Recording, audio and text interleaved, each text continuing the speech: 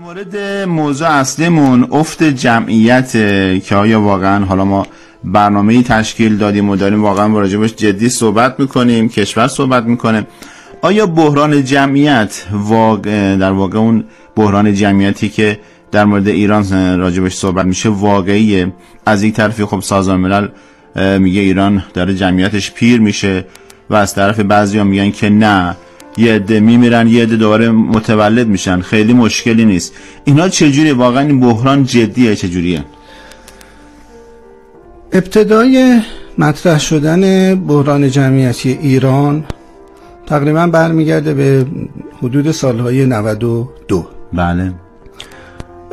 دو پدیده علمی در این زمان با هم رخ داد.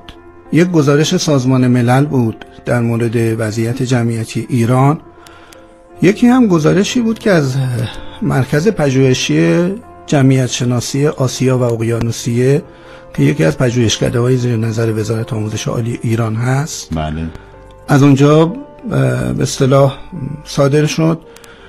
هر دو گزارش مؤید هم بودند و بحران جمعیتی ایران رو بیان کردند.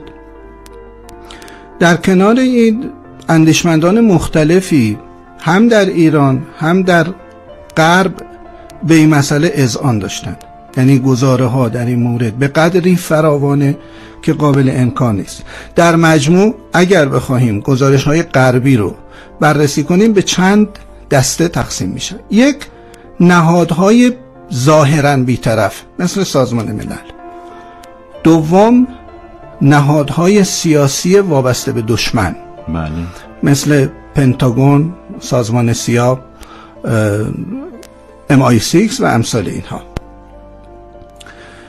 و سوم، گزاره های علمی، یعنی توسط دانشمندان، جمعیت شناسان. ولی اجمالاً اشاره میکنم به اونچه که سازمان ملل بیان کرد. گفت در حال حاضر نرخ باروری کلی در ایران 1.7 است. این آماری است که قبلا در جلسه پیش هم گفتیم و دیگه این سکه رایجه، یعنی همه این رو میدونن و سازمان ملل هم این رو بیان کرد. 3 سناریو بیان کرد.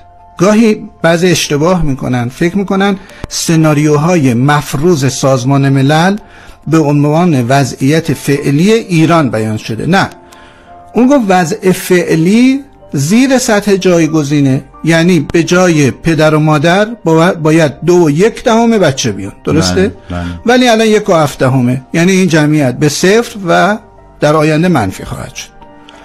اما اگر ایران آمارش بره بالاتر وضع بهتری خواهد داشت. اگر آمارش این باشه، در 2080 جامعه ایران به جمعیت 31 میلیون و 50% پیر تبدیل خواهد شد، یعنی 31 میلیون هم بافت جوان نخواهند بود.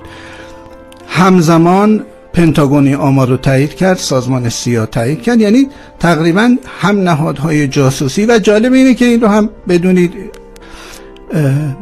بعداً ما متوجه شدیم که حتی ارتش آمریکا که میدونید یک ارتش سخته، یعنی ارتش نرم نیست، مطالعات علمی و نرم افزاری رو مثلا پنتاگون باید انجام بده، اندیشکده های آمریکا باید انجام بدن، ولی ارتش آمریکا یک ارتشی است که کارش مبارزه صرفه.